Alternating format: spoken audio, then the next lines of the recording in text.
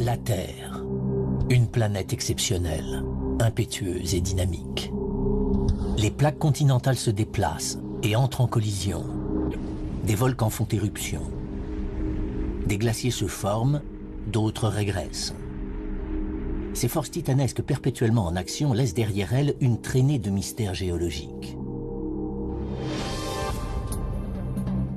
Parmi les merveilles naturelles de notre planète, le Vésuve est un des sites les plus dangereux sur Terre.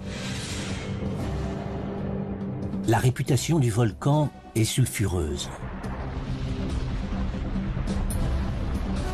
Comme le montrent les restes de ses victimes, figés dans le temps depuis près de 2000 ans.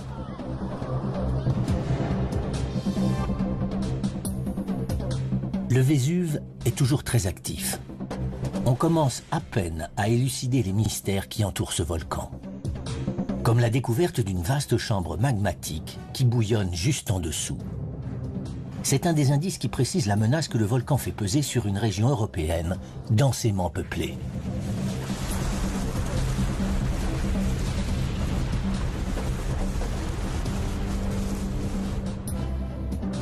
L'élucidation des secrets du Vésuve nous fait découvrir les forces inouïes qui ont façonné la surface de la Terre. La prochaine éruption du Vésuve pourrait faire beaucoup plus de victimes que les éruptions les plus meurtrières de l'histoire. 3 millions de vies sont menacées. Dans le sud-ouest de l'Italie, un volcan domine la ville de Naples de ses 1281 mètres, le Vésuve. Le nombre de morts serait faramineux. Il y en aurait des millions. C'est donc un scénario catastrophe que nous craignons tous. Le défi pour les géologues consiste à découvrir ce qui déclencherait une éruption du Vésuve et la façon dont ce cataclysme s'annoncerait. La première explosion détonnerait ici, au fond du cratère large de 600 mètres.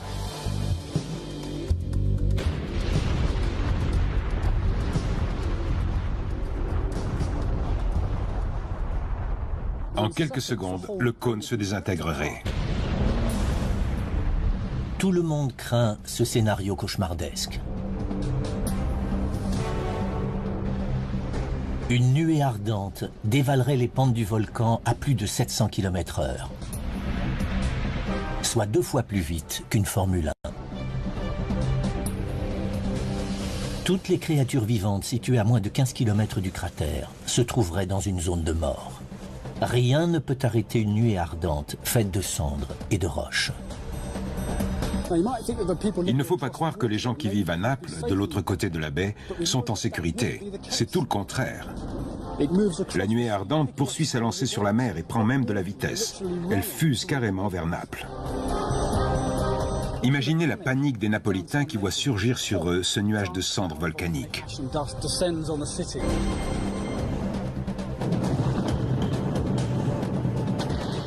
Ils ne peuvent s'abriter nulle part. Hommes, femmes et enfants sont incinérés vivants. Les températures atteignent de 350 à plus de 450 degrés, ce qui suffit pour faire bouillir le sang du corps. D'autres meurent par suffocation. Toutes les créatures vivantes piégées entre Naples et le volcan sont tuées.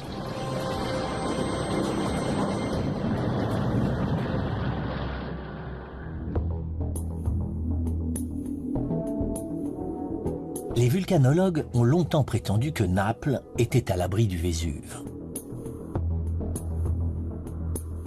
Ils sont convaincus que les projections d'une violente éruption ne peuvent pas atteindre la ville.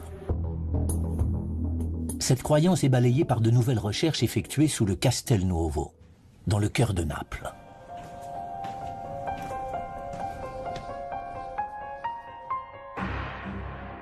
Ce dépôt est extraordinaire.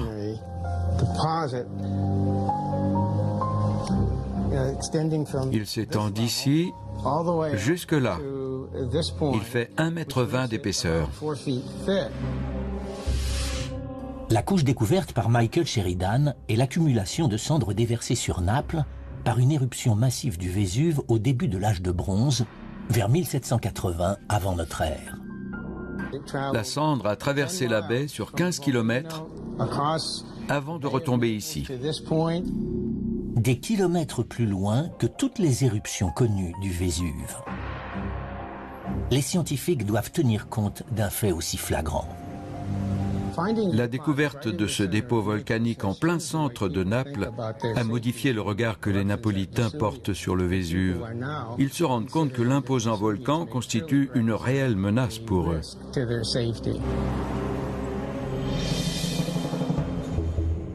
Si le Vésuve a fait une éruption aussi massive, il peut recommencer. Un autre indice de taille monumentale révèle l'ampleur de l'incroyable explosion volcanique de 1780 avant notre ère. Voici le mont Somma. Il culmine à 1149 mètres.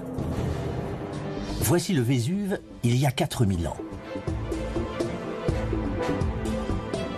Une éruption gigantesque fait exploser le cratère.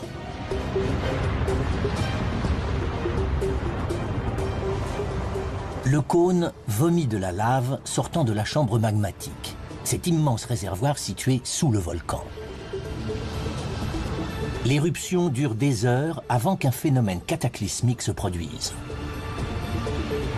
Alors que la chambre magmatique s'est vidée à un point critique, le volcan s'effondre sur lui-même dans ce vide.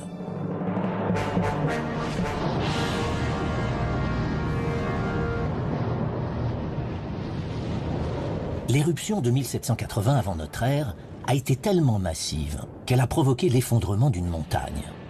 1,8 milliard de mètres cubes de roches en fusion ont été déversés sur les alentours du volcan. Cela suffirait à enterrer l'île de Manhattan sous 30 mètres de débris ou à couvrir la Floride sous 1 centimètre de cendres. Cette méga-éruption est devenue la référence pour illustrer le pire des scénarios qui menacent Naples. La proximité de Naples fait du Vésuve le volcan le plus dangereux au monde. Les scientifiques doivent se dépêcher pour prévoir à temps le prochain désastre. Pour étudier l'impact des forces meurtrières sur la ville de Naples, les scientifiques doivent d'abord décrypter les éruptions du passé. Aucune éruption n'a été plus étudiée que celle qui a détruit Pompéi, une ville située à une dizaine de kilomètres au sud-est du Vésuve. En l'an 79 de notre ère, une éruption du Vésuve tue 25 000 habitants, soit le quart de la population. La région restera inhabitée durant 300 ans.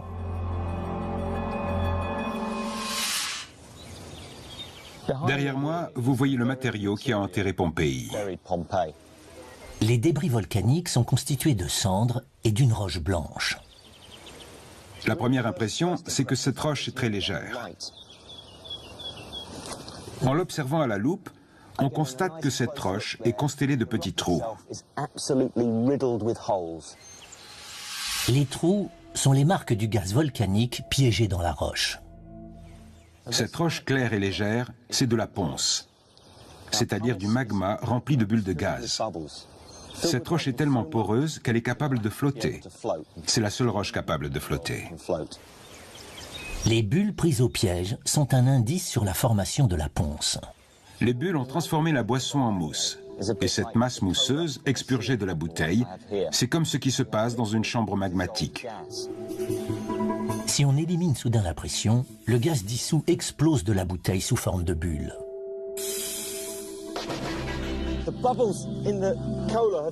Dès que le gaz veut s'échapper du magma,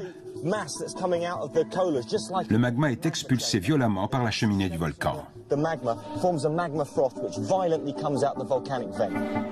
La découverte de la ponce montre que le volcan a produit de la mousse magmatique. Cela signifie une chose.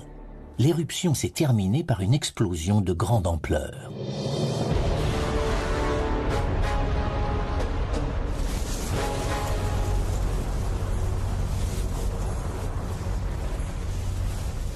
L'explosion a envoyé de la mousse magmatique et des cendres à plus de 27 km d'altitude, c'est-à-dire 2 fois plus haut que l'altitude de croisière d'un avion de ligne. Un témoin de l'époque nous a laissé une description de ce cataclysme qui a eu lieu il y a 2000 ans. Pline le Jeune a 17 ans quand il décrit en détail l'éruption. Il sera un des premiers volcanologues de l'histoire. Pline est un naturaliste. Il a produit le premier relevé d'une séquence volcanique complète. Il écrit « Un panache s'élève. Son apparence ressemble à la forme du pin parasol, comme l'arbre qui se trouve derrière moi. Après s'être étiré en hauteur comme un immense tronc, il s'est élargi comme s'il lui poussait un chapeau. » Le panache s'est élargi au sommet et a formé un champignon. C'est ce qu'on appelle une colonne plinienne. Pour Pompéi, ce panache se révèle mortel. La ponce et les cendres sont emportées par le vent et retombent sur la cité sous forme de neige grisâtre. Cette pluie volcanique a commencé à épaissir l'air. Au début, les gens étaient stupéfaits par l'éruption volcanique. Ensuite, ils ont éprouvé du mal à respirer. Une grande partie des victimes de Pompéi a été étouffée par les cendres. Ici, on voit des gens qui luttaient pour respirer. Ce corps est recroquevillé avec les mains devant le visage. C'est le dernier souffle de ces personnes, alors que leurs poumons étaient saturés de cendres et de poussière brûlante. Si une telle pluie de cendres tombait aujourd'hui sur Naples, elle ferait des millions de victimes. En tentant de comprendre les raisons qui font du Vésuve le volcan le plus dangereux au monde, les scientifiques ont mis au jour deux indices majeurs. La ponce trouvée à Pompéi prouve que le Vésuve peut produire des éruptions explosives qui sont les plus dévastatrices. Une épaisse couche de cendres, découverte dans le sous-sol de Naples, atteste que le Vésuve est capable de détruire cette mégalopole. Une éruption similaire aujourd'hui tuerait 3 millions de personnes, ce qui en ferait l'éruption la plus mortelle de l'histoire. Une partie des victimes mourrait de suffocation. Mais la découverte de squelettes calcinés nous enseigne que le Vésuve réserve d'autres sorts cruels.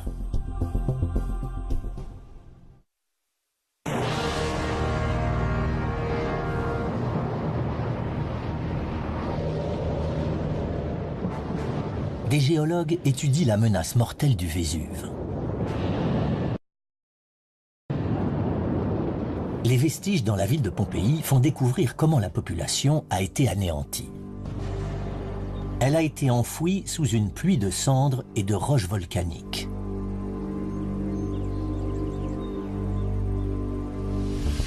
En 1981, des fouilles effectuées à 7 km à l'ouest du Vésuve ont montré que les habitants d'Herculanum avaient subi une mort horrible.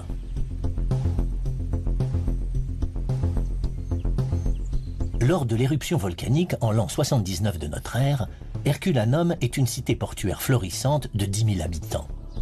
Mais lors des premières fouilles archéologiques, seule une quinzaine de squelettes sont trouvés. Les spécialistes pensent que les habitants ont réussi à fuir la cité à temps. Mais lors de fouilles plus tardives, effectuées dans le port et les abris de bateaux, les archéologues découvrent la vérité.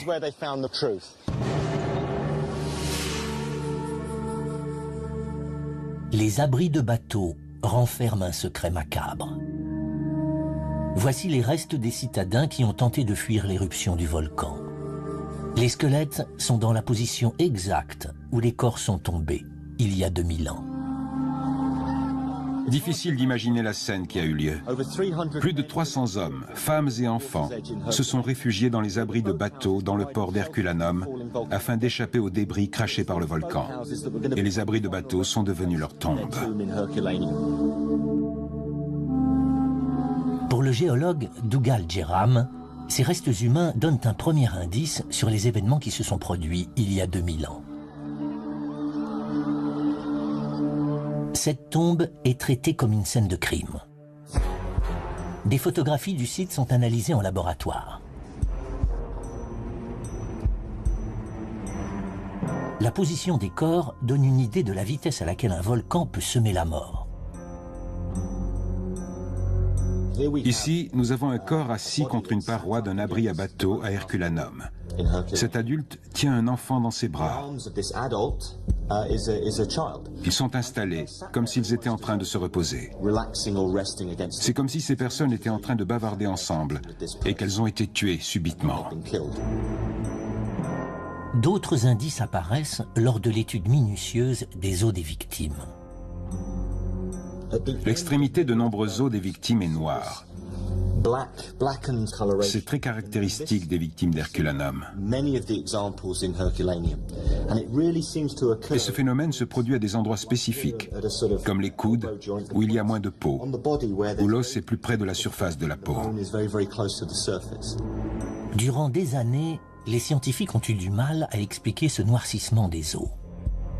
En 1991, des chercheurs de l'université de Naples proposent une solution très simple.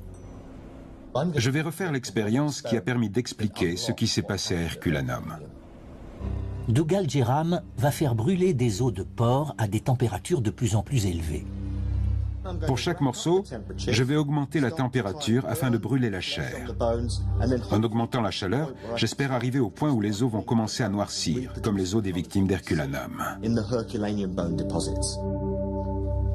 Dougal brûle un os à 250 degrés et un autre à 350 degrés.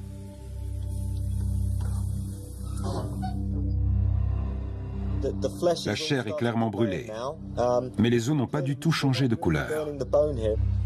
Dougal doit augmenter la température à près de 500 degrés pour que l'os commence à se calciner. On arrive enfin à une température qui provoque la calcination de l'os. Il gratte la chair brûlée afin d'analyser l'os.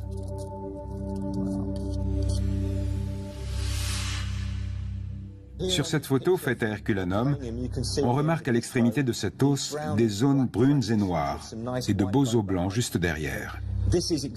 C'est exactement ce qu'on a vu avec l'expérience à 500 degrés.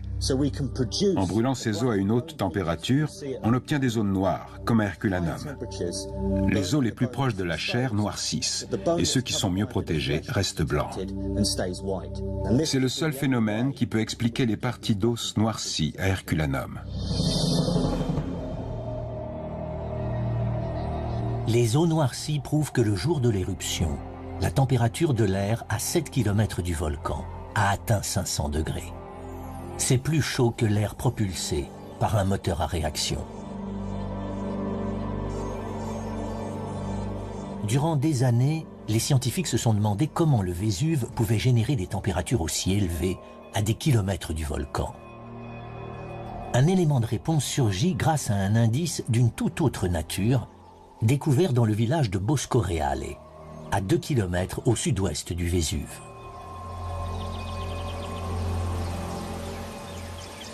Voici un poteau.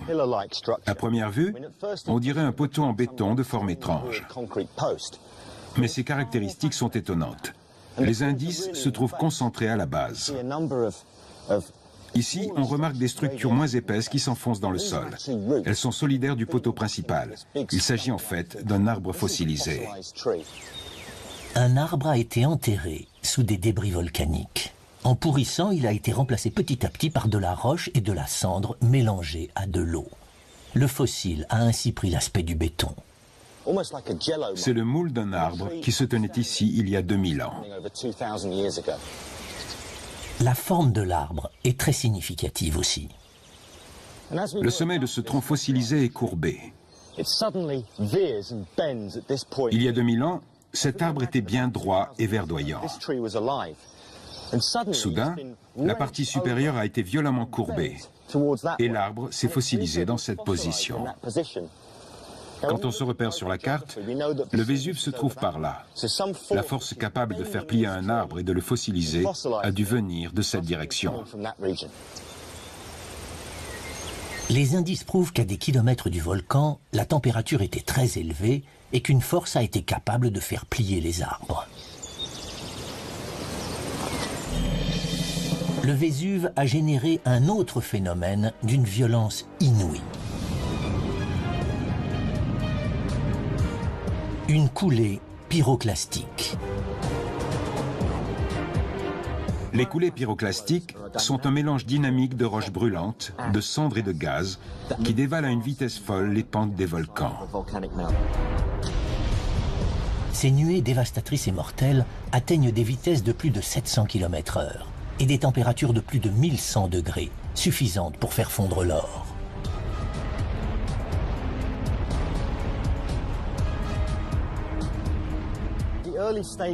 Au début de l'éruption, les habitants d'Herculanum ont observé la colonne de cendres crachée par le Vésuve et s'élevant dans l'atmosphère. Imaginez leur épouvante en constatant soudain que cette colonne sombre se dirige vers leur ville. Cette nuée remplie de débris brûlants et de matériaux pyroclastiques en fusion balaie les ruelles. Elle enveloppe toute la cité et se dirige vers le port. Herculanum a été anéanti par une coulée pyroclastique.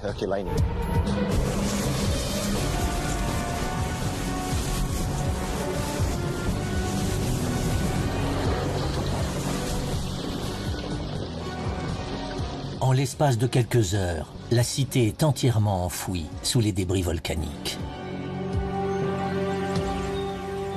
Pour comprendre le degré de dangerosité du Vésuve, les chercheurs ont trouvé des indices majeurs sur la dévastation provoquée par d'anciennes coulées pyroclastiques. Les zones calcinées sur les os humains prouvent qu'à 7 km du volcan, les températures ont atteint 500 degrés.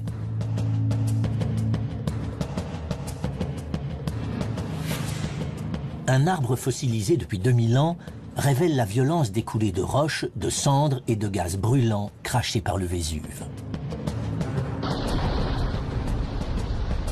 Les coulées pyroclastiques ne sont pas le seul phénomène mortel du Vésuve.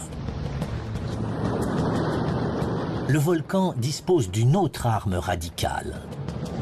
Des rivières de lave incandescentes qui coulent en bas du volcan et qui brûlent et anéantissent tout sur leur passage.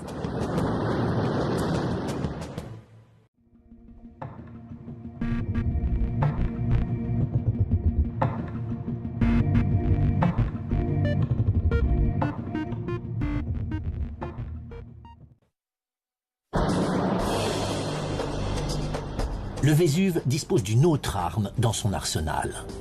Elle a d'ailleurs été filmée le 18 mars 1944 au cours du dernier épisode éruptif du volcan. Des caméras filment le spectacle offert par le Vésuve. Une colonne de cendres s'étire sur 8 km au-dessus du volcan. Des coulées pyroclastiques dévalent ses pentes.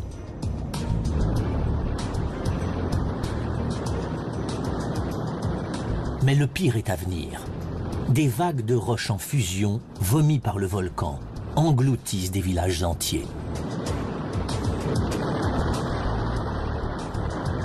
34 personnes sont tuées et des milliers perdent leur maison.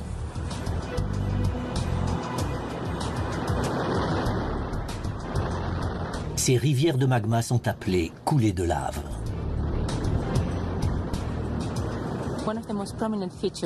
Une des caractéristiques du Vésuve, ce sont les coulées de lave, solidifiées sur les flancs du volcan. Les dépôts de lave de l'éruption de 1944 s'étendent sur 20 km depuis la bouche du volcan.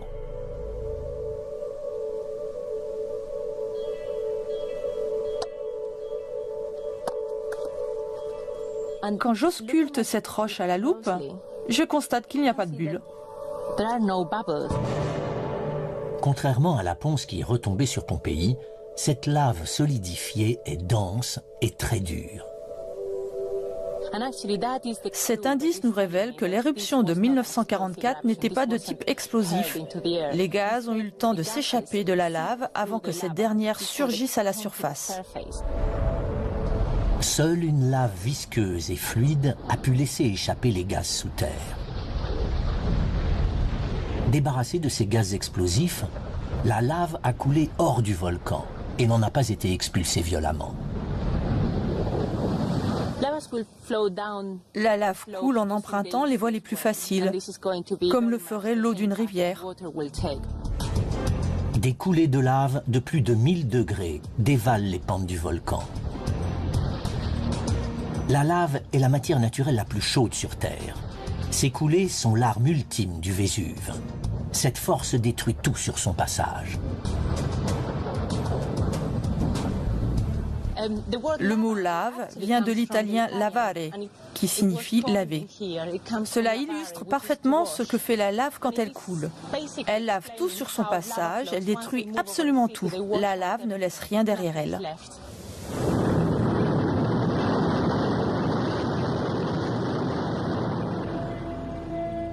Depuis 1944, le Vésuve se tient tranquille. Les riverains du volcan se sentent rassurés. Le Vésuve est même très fréquenté par les touristes. Mais les scientifiques descendent régulièrement dans le cratère pour vérifier si le volcan n'est pas sur le point de se réveiller.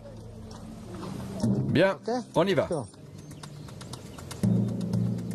Il faut descendre 350 mètres pour atteindre le fond du cratère. On y va doucement. Il y a pas mal de chutes de roches aujourd'hui. Le volcan s'effondre lentement sur lui-même.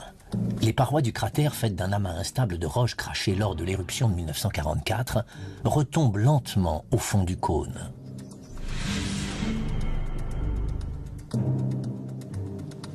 Avant d'atteindre le fond du cratère, Orsi voit et sent les gaz.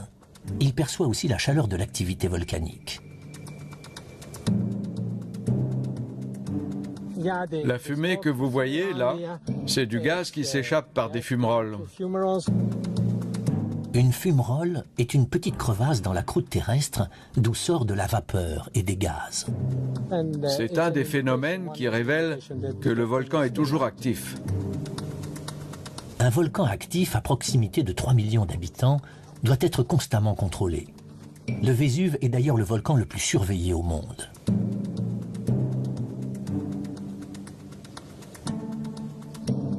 La composition et la température des gaz varient selon le degré d'activité du volcan. Les gaz sont le système d'alarme du volcan. Le moindre changement significatif de leur température et de leur composition met aussitôt les scientifiques en alerte.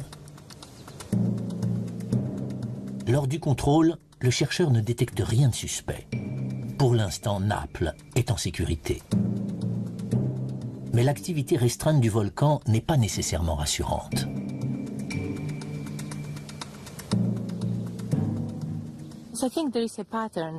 Le rythme du Vésuve est marqué par une période de calme, suivie d'une éruption massive, puis d'une nouvelle période tranquille, suivie d'une nouvelle éruption de vaste ampleur.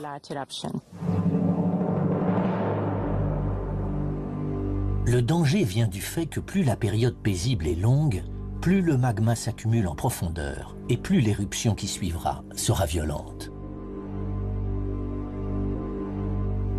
De nouveaux indices suscitent l'inquiétude des scientifiques qui enquêtent sur les forces mortelles du Vésuve.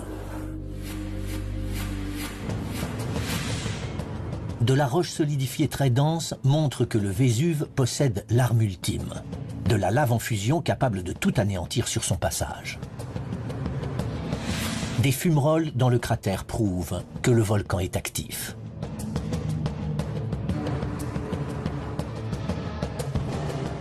Les nouvelles techniques scientifiques ont permis de localiser une immense bombe magmatique cachée à des kilomètres sous le volcan. Et cette bombe est amorcée. Elle peut éclater à tout moment.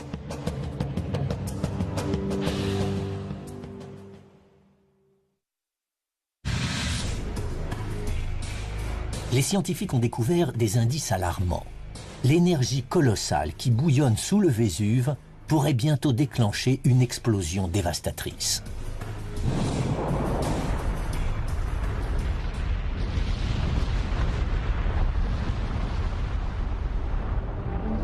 Une éruption dépend de la conjonction de deux phénomènes. Il faut d'une part une source de magma sous forme d'une chambre magmatique proche de la surface, d'autre part, il faut un déclencheur, un peu comme une bombe et son détonateur. Une fois ces deux éléments réunis, le volcan peut exploser à tout moment. La preuve ultime filtre à travers le sol, à 15 km à l'ouest du volcan. Mes sens sont en alerte dans cette zone de chaleur intense. Il n'y a pas que le soleil qui chauffe, il y a du gaz qui sort en fumant par de petites crevasses dans le sol. C'est comme si le sol débordait d'activité thermale. Il est en train de me dire, de me hurler, que de la chaleur filtre du sol vers moi. La température de la vapeur peut atteindre 150 degrés.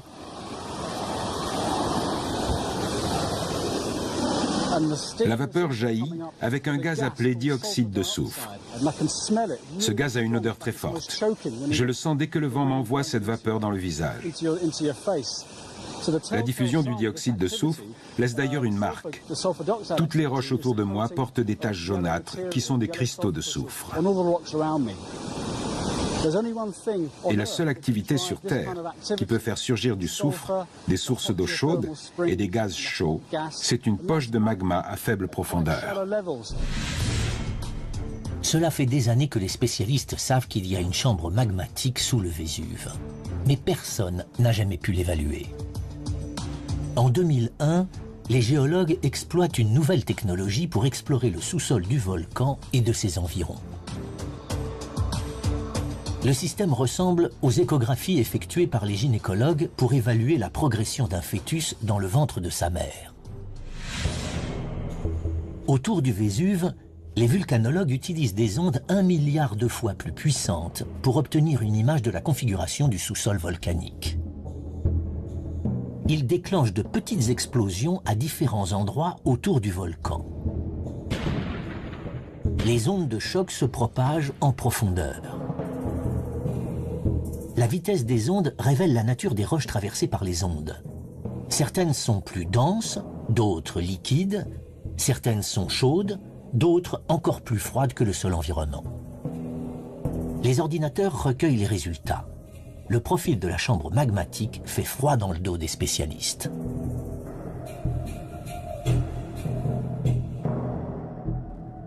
La première fois que les géologues ont découvert cette image, c'était très impressionnant. La chambre magmatique est si colossale qu'elle s'étend bien au-delà de la base du cône, qui fait 1,5 km de diamètre. La chambre magmatique couvre une surface de 650 km², soit la moitié de la superficie de New York. Cette taille imposante a de quoi faire peur à toute la région. Cet immense réservoir de magma en fusion pourrait générer l'éruption la plus phénoménale du Vésuve.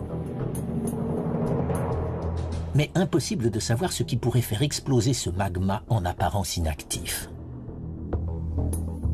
Certains indices tendent à montrer que le déclencheur d'éruption du Vésuve serait assez inhabituel. Pour découvrir le détonateur du Vésuve, Nick Pitford analyse le déroulement des éruptions du passé. Cette ligne représente une époque qui s'étend de 1600 jusqu'à aujourd'hui. Chaque branche représente une éruption qui s'est produite au cours des 4 derniers siècles. La première a eu lieu ici, en 1631. Ensuite, il y a eu 3 autres éruptions importantes. Alors que le tableau chronologique prend forme, Nick Pitford ajoute les dates des cataclysmes naturels qui se sont produits durant la même période. Nous avons aussi des archives sur les séismes. Ces pierres représentent les séismes qui ont eu lieu à moins de 150 km du Vésuve. Nick Pitford indique les séismes majeurs des derniers 4 siècles. On voit apparaître une proximité entre les tremblements de terre et les éruptions du Vésuve. Ce lien a seulement pu être établi grâce aux nombreuses archives extrêmement détaillées sur les activités du volcan. Les alentours du Vésuve sont habités depuis si longtemps que le moindre de ces tressaillements a été rapporté. Le volcan se situe sur un point chaud. Cette région est celle d'Europe qui subit le plus de séismes. L'activité sismique a elle aussi été soigneusement répertoriée. Quand on recoupe les archives volcaniques avec les relevés sismiques, on découvre un lien stupéfiant. La relation entre les 2 activités est frappante autour du Vésuve. Toutefois, l'idée qu'un séisme puisse déclencher une éruption volcanique n'est pas admise par tous les spécialistes. L'idée que les séismes et les éruptions volcaniques puissent être liés n'est pas récente. Lors de son voyage en Amérique du Sud au XIXe siècle, Charles Darwin a dit qu'il pouvait y avoir un lien entre un séisme et un volcan qui a fait une éruption après le séisme. Darwin était au Chili en 1935 lorsque ce pays a été frappé par un séisme. Quelques jours plus tard, plusieurs volcans sont entrés en éruption. Pour lui, cela établissait clairement un lien entre les deux phénomènes. Depuis cette époque, c'est-à-dire 2 siècles, les géologues n'ont cessé de débattre sur le bien fondé de ce lien entre les séismes et les éruptions volcaniques. En dépit de la controverse, une bonne partie des spécialistes sont convaincus que la prochaine méga-éruption du Vésuve sera provoquée par un séisme. En théorie, les ondes de pression sont capables de comprimer la chambre magmatique. Imaginons que cette bouteille représente la chambre magmatique sous le volcan. L'eau dans la bouteille représente la lave ou le magma. Quand les ondes de pression du séisme remontent vers la chambre magmatique, elles compriment les parois. Et quand les parois de la chambre magmatique se rapprochent, alors le magma est poussé vers le haut, vers la surface.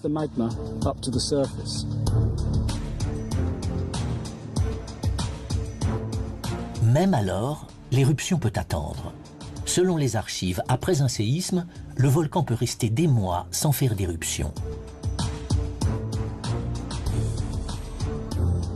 Une des raisons de ce report serait que le séisme accumule lentement de l'énergie sous le volcan. L'effet des ondes de pression n'est donc pas immédiat. Peut-être faut-il plus d'un séisme, qu'il en faut plusieurs pour que la pression soit suffisamment forte. Chaque onde comprime davantage la chambre magmatique. Jusqu'à ce qu'un dernier séisme soit la goutte qui fasse déborder le vase, qui pousse la compression à son paroxysme, qui provoque une instabilité critique qui déclenche une éruption. Après des milliers d'années d'observations et d'études, les spécialistes ignorent toujours ce qui provoque une éruption. Ce qui importe dans le cas du Vésuve, c'est de pouvoir exploiter de façon optimale ces formidables données que nous possédons sur ce volcan, afin de produire un modèle pour les éruptions volcaniques déclenchées par un séisme. Le Vésuve pourrait être la clé de voûte pour comprendre le fonctionnement d'autres volcans dans le monde.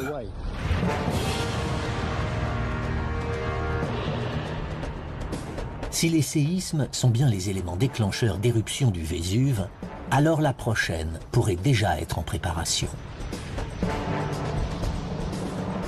2 séismes de forte amplitude ont récemment envoyé leurs ondes de choc vers le volcan. En 2002, le premier séisme s'est déclenché à 65 km au nord-est du Vésuve. Ce séisme était d'une magnitude de 5,4. Il a fait 30 victimes et des milliers de sans-abri.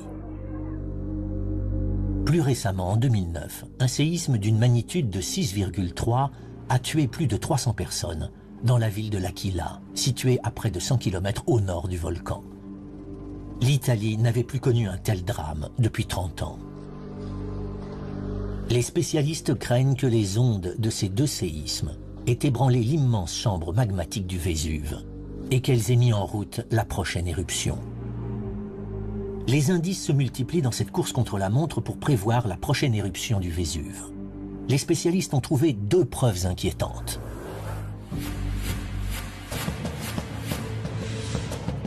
Une bombe colossale sous le Vésuve prouve que le volcan regorge de carburant pour faire une éruption méga explosive.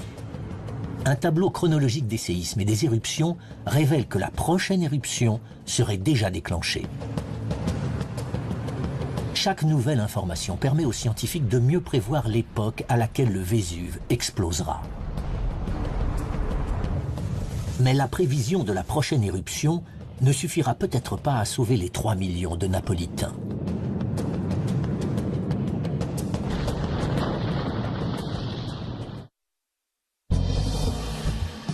Les découvertes récentes autour du Vésuve ont montré que si le volcan produit une éruption aussi violente qu'en 1780 avant notre ère, les débris et la cendre atteindraient le cœur de Naples, une métropole qui compte 3 millions d'habitants.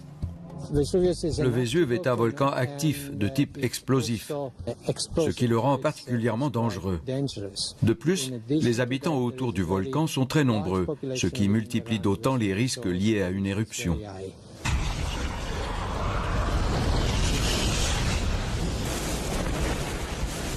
Les études menées à proximité du volcan révèlent que les coulées pyroclastiques, le phénomène le plus mortel, n'atteindraient pas seulement Naples, mais qu'elles seraient concentrées sur la métropole. Les parois du Somma qui entourent partiellement le cône du Vésuve agiraient comme un canalisateur. Elles dirigeraient la plupart des débris fumants du volcan vers l'ouest, droit sur la ville de Naples.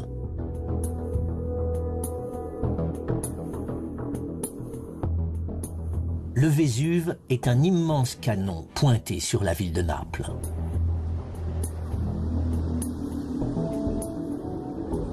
Les nouveaux indices que nous avons recueillis sont inquiétants.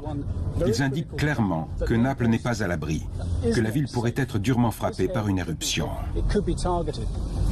Ces nouvelles informations et la découverte de dépôts volcaniques au cœur même de Naples ont incité la municipalité à revoir son plan d'évacuation établi en 2001. Le plan d'évacuation de 2001 concerne seulement les 600 000 personnes qui vivent dans les villages sur les versants du Vésuve. La ville de Naples, où je me trouve actuellement, n'a pas été incluse dans le plan d'évacuation, alors que c'est ici que la majorité des gens vivent. Les géologues ont été sollicités pour établir un nouveau plan d'évacuation. La planification est très simple, le plus difficile étant de choisir le moment idéal pour faire évacuer la région. Quand faut-il décider d'évacuer? Quel est le meilleur moment? Ces deux questions valent de l'or. Si les scientifiques recommandent à tort une évacuation, la prochaine fois, la population risque de ne pas obéir. Si les gens sont évacués en retard, les morts se chiffreront par milliers. C'est un dilemme auquel sont confrontés les vulcanologues du monde entier. Le Vésuve est un des 3000 volcans actifs dans le monde. 7% de la population mondiale, soit 450 millions de personnes, vivent dans une région menacée par une éruption volcanique. Le mont Rainier se trouve à 85 km de Seattle, qui compte 500 000 habitants. Le Popocatépetl se dresse à 70 km de Mexico City et ses 20 millions d'habitants. Le mont Fuji se trouve à moins de 100 km de Tokyo, qui compte 12 millions d'habitants.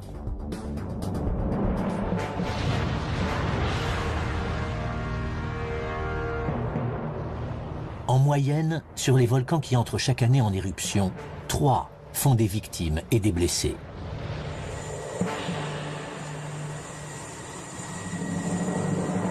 Les leçons tirées du Vésuve permettront peut-être d'aider à sauver des êtres humains ailleurs dans le monde.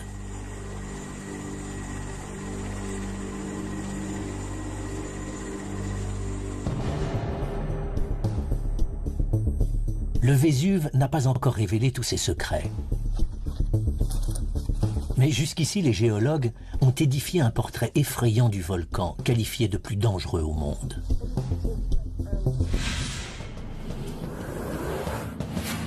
De la ponce mise au jour dans les ruines de Pompéi prouve que le Vésuve est un volcan explosif. Des ossements calcinés montrent que le volcan produit des coulées pyroclastiques qui atteignent 500 degrés. De très anciennes couches de cendres découvertes dans le sous-sol de Naples attestent que le Vésuve est capable d'enfouir cette cité. Une nouvelle enquête sismique révèle qu'une chambre magmatique de 650 km² couve sous le volcan. C'est une véritable bombe à retardement. Les indices géologiques montrent que Naples sera un jour victime de la fureur du Vésuve.